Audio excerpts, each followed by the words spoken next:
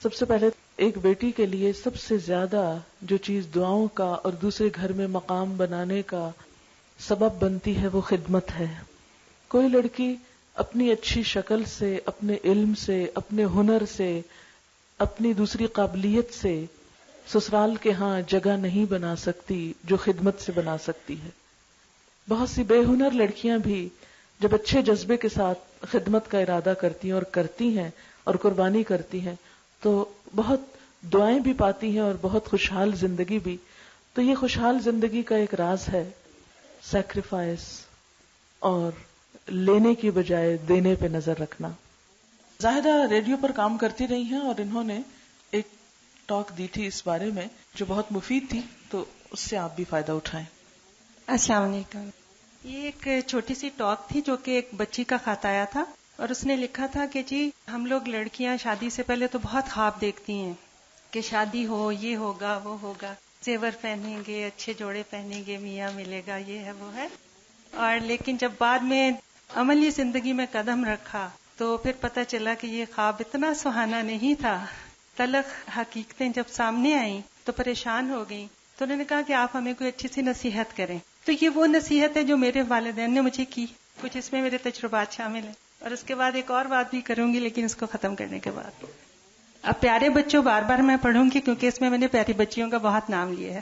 تو کچھ بچی ہیں، کچھ تھوڑی سی زیادہ بڑی ہو گئی ہیں، شادی ہو گئی ہے، لیکن وہ بھی اپنے آپ کو اس وقت بچہ ہی سمجھے. تو پیاری بچیوں سنو، والدین اپنے بچوں، خاص طور پر بچیوں کی شادی کے لیے بہت فکر مند رہتے ہیں. اس دن کا انتظار کرتے ہیں جب دنیا جہان کی خوشیاں سمیٹ کر اپنی بچی کی جھولی میں ڈال دیں اور بہترین آرزوؤں اور تمناؤں کے ساتھ ایک تابناک اور روشن مستقبل کی طرف خوشی اور جدائی کے ملے جلے جذبات کے ساتھ آنسوؤں کی پرنور بارش میں نئے اور اصل گھر کی طرف روانہ کر دیں. اس گھر کی طرف جسے آپ اپنا گھر کہیں گی اور جس گھر سے جائیں گی وہ اب آپ کے لیے ماں باپ کا گھر کہلائے گا. آپ اس نئے گھر کی عزت کہلائیں گی. آئندہ آپ کی پہچان اس نئے گھر سے ہوگی. جس گھر میں آپ قدم رکھیں گی وہ نیا ہوتے ہوئے بھی نیا نہیں ہے. اس میں کوئی بھی فرد اور کوئی بھی رشتہ نیا نہیں ہے. یہ بالکل اسی گھر کی طرح ہے. پچھلے 20-22 سال ہنسی خوشی جس میں آپ نے گزارے، وہاں آپ کے ماں باپ تھے جو آپ کو بہت عزیز رکھتے تھے اور آپ بھی ان سے بہت پیار کرتی تھیں. اس نئے گھر میں بھی ویسے ہی امی ابو ہیں جو آپ کو اسی طرح بلکہ اس سے بھی بڑھ کر پیار کریں گے. شرط یہ ہے کہ آپ بھی ان کو وہی پیار دیں. پچھلے گھر میں آپ کے بھائی بہن تھے جو آپ پر جان نچھاور کرتے تھے اور آپ بھی ہردم ان کے آرام و سہولت کا خیال رکھتی تھیں. اس نئے اجلے گھر میں بھی آپ کو ایسے ہی بھائی بہن ملیں گے جو آپ کے پیار و محبت کے جواب میں زیادہ پیار و محبت دیں گے. پچھلے گھر میں تمام عزیز رشتہ دار آپ کی خواہشوں کا احترام کرتے تھے کیونکہ آپ اپنی شعوری کوشش کرتی تھیں کہ آپ ان کو کسی قسم کی شکایت کا موقع نہ دیں. اب اس گھر میں بھی اسی طرح کے عزیز رشتہ دار آپ کی راہ دیکھ رہے ہیں اور آپ کو اجلے سہانے ماحول میں ہنسی خوشی خوش آمدید کہنا چاہتے ہیں. تو پیاری بچیوں، اس مختصر سے مقابلے سے آپ کو احساس ہو گیا ہوگا یہ نیا گھر نیا ہوتے ہوئے بھی نیا نہیں ہے. اس میں کوئی رشتہ نیا نہیں، لیکن اس گھر میں صرف ایک رشتہ نیا ہے. ایک نہایت اہم شخص جو آپ کی زندگی میں پہلے نہیں تھا، اس کی موجودگی سارے ماحول کو نیا پن دے رہی ہے، اس سارے گھر کو زیادہ پیارا بنا رہی ہے اور آپ کی اس زندگی کو نیا روپ عطا کر رہی ہے. اور وہ شخص ہے آپ کا شوہر، آپ کا مجازی خدا، جس کے متعلق ہمارے پیارے رسول صلی اللہ علیہ وسلم نے ارشاد فرمایا، اگر کسی انسان کو سجدہ کرنے کی اجازت ہوتی تو میں عورت کو حکم دیتا کہ وہ اپنے خاوند کو سجدہ کرے. یہ نیا شخص، نئی ہستی، آپ کی تمام خوشیوں اور مسرتوں کا حامل آپ کا شوہر نامدار ہے جو صرف اور صرف آپ کا شوہر ہے. اس رشتہ میں آپ دونوں میں کوئی تیسرا شریک نہیں. یہ بندھن کوئی سیمنٹ یا پلاسٹر اور لوہے کی زنجیروں سے نہیں بندھا ہے، بلکہ یہ خالصتاً اللہ تعالیٰ کے حکم اور سنت رسول اکرم صلی اللہ علیہ وسلم کے فرمان سے قائم ہوا ہے. اب یہاں ٹھہر کر آپ نے غور و فکر کرنا ہے کہ دوسرے رشتوں کی موجودگی میں اس نئے رشتے کے قائم ہونے سے آپ کے اور آپ کے خاوند کے دوسرے رشتوں میں کوئی فرق تو نہیں آیا.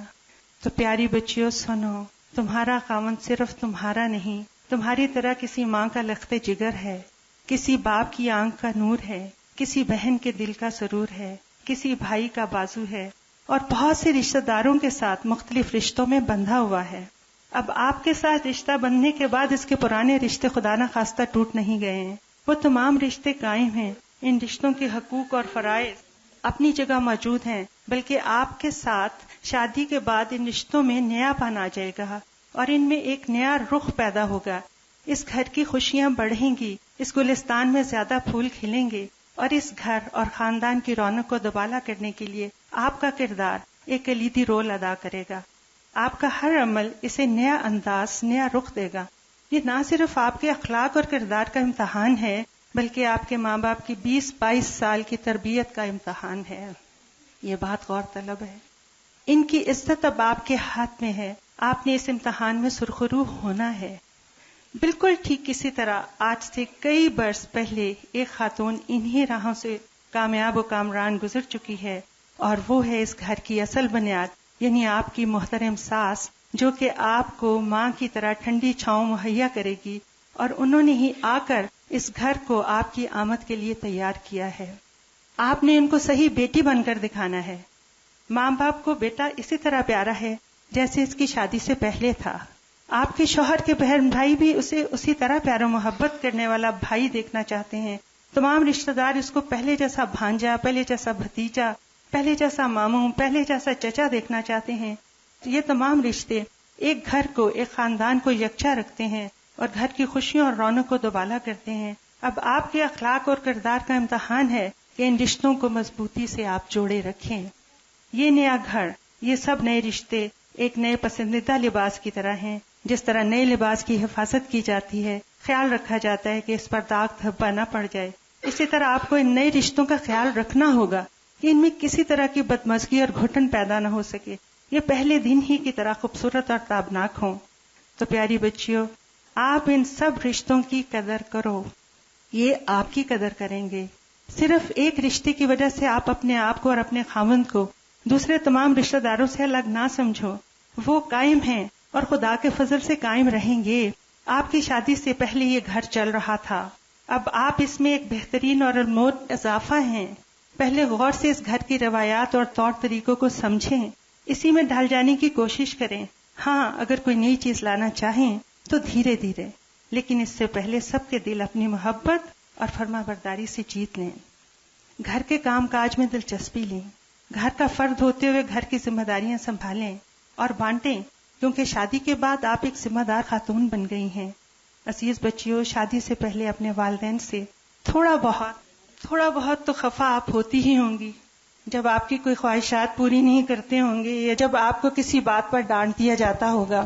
بہن بھائیوں سے چھوٹا موٹا لڑائی جھگڑا بھی ہوتا ہی ہوگا، لیکن تھوڑی دیر کے لیے.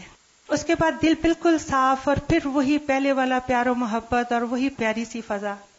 تو سسرال میں بھی آپ نے کسی بات کو دل سے نہیں لگانا، کسی بات کو ایشو نہیں بنانا، بلکہ پہلے کی طرح تھوڑی سی خفگی کے بعد دل و دماغ بالکل صاف اور دوبارہ وہی پیار و محبت والی فضا کو قائم کرنا ہے. اپنے پیار، فرما برداری، محبت سے سب کے دل جیت لیں. خود بھی خوش رہیں، دوسروں کو بھی خوش رکھیں. اسی طرح آپ کی بہترین ایڈجسٹمنٹ ہوگی. آپ کا گھر ایک مثالی گھر ہوگا جہاں ہر طرف محبت ہی محبت ہوگی. ہماری دعا ہے اللہ تعالیٰ آپ سب کو بہت خوش رکھے اور خوش و آباد رکھے. یہ تو وہ ایکسپیرینس تھے جو شادی سے پہلے کے تھے. اب شادی کے بعد کے جو ایکسپیرینس میرے ساتھ ہوا ہے وہ بھی ساتھ ہی بتاتی چلوں کہ حالانکہ میرے کزن ہیں، لیکن شادی کے بعد مجھے بالکل ایک نیا انسان نظر آیا. وہ بولے کزن نہیں تھے، وہ ایک شوہر کے روپ میں آئے سامنے. تو میں نے ایک چھوٹی سی ایک مثال پڑھی تھی کہ زبان سے کسی نے پوچھا کہ اتنے 32 دشمنوں میں تم کیسے رہتی ہو اور اتنی محفوظ، آپ دیکھیں نا کیسے بچ کے رہتی ہے. تو پتہ ہے اس نے کیا جواب دیا؟ اس نے کہا اپنی نرمی سے. تو میں نے اسی عادت کو اپنایا، میں نے نرمی کو اختیار کیے رکھا. تو بالکل وہی بات کہ جیسے شادی سے پہلے بہن بھائیوں سے ناراضگی ہوتی تھی یا ماں باپ سے تھوڑی سی خفگی ہوتی تھی، یا ہمارا یہ کہنا نہیں مانتے، یہ نہیں کرتے، اتنی سختیاں ہمارے اوپر، یہ ہے وہ ہے. تو میں نے بالکل وہی رویہ اپنا وہاں پہ رکھا. اور ایک بات جو میں نے اپنے تجربے سے سیکھی وہ یہ کہ آپ اپنے سسرال کی بات اپنے گھر میں جا کے کبھی نہیں کریں، اور خاص طور پہ اپنی امی سے کبھی نہیں کریں. ان کو ہمیشہ خوشیاں دیں کہ آپ بہت خوش ہیں اپنے گھر میں، اور آپ اپنے مسئلے مسائل جو ہیں وہ خود سنبھالیں، ان سے خود نپٹیں اور ان کو بالکل اس میں انوالو نہیں کریں. اور میں ضرور کہوں گی کہ مہربانی سے اگر بیٹی آ کے ان کو سناتی بھی ہے تو وہ کبھی اس کی بات نہیں سنیں، اور اس کو ہمیشہ سمجھائیں کہ بیٹا اس میں تمہاری اپنی غلطی ہے، وہ تو بڑے ہیں، وہ ٹھیک کہہ رہے ہیں آپ سے. اور اپنے بچے کو سمجھانا چاہیے کیونکہ اسی کو آپ سمجھا سکتے ہیں. اور گھر تو ہم نے بسانے ہیں، ہم یہ تہیہ کر کے جاتے ہیں کہ ہم نے یہ گھر بسانے ہیں، اور جب بسانے ہیں تو پھر کیوں نہ اچھے طریقے سے بسیں. پھر لڑائی اور فساد اور چھوٹی چھوٹی بات کو ایشو بنانا، ایشو کبھی نہیں بنائیں، کسی بات کو ایشو نہیں بنائیں، اس بات کو وہیں ختم کر دیں. اور الحمدللہ ماشاءاللہ 32 سال ہو گئے میری شادی کو، اور اللہ کا بہت شکر ہے، بہت شکر ہے کہ سب لوگ جہاں تک میرے علم میں ہے کہ وہ خوش ہی ہیں مجھ سے، کیونکہ میں نے کبھی زیادتی نہیں کی، کبھی حسد نہیں رکھا، کبھی کسی کے لیے دل میں برا خیال نہیں لائی. ہر ایک کے ساتھ میں نے کوشش کی کہ میرا جو بھی رشتہ ہے، میرے میاں کا جو بھی رشتہ ہے وہ قائم رہے. اور میرا خیال ہے کہ اپنے میاں کو خوش کرنے کا سب سے اچھا طریقہ یہی ہوتا ہے کہ اس کے بہن بھائیوں کو بھی آپ خوش رکھیں تاکہ وہ بھی ایک بیلنس پرسنالٹی بن کے سامنے آئے. اگر آپ اس کے گھر والوں کے خلاف بات کریں گے وہ آپ کے گھر والوں کے خلاف کرے گا، یہ تو ٹسل چل جائے گا پھر. تو بس یہی میں آپ سے کہوں گی کہ ہمیشہ آجزی اور انکساری، محبت اور خیر خواہی اس میں اتنی طاقت ہے کہ وہ اور کسی چیز میں ہو ہی نہیں سکتی. بہت شکریہ مجھے اتنی دیر برداشت کرنے کا.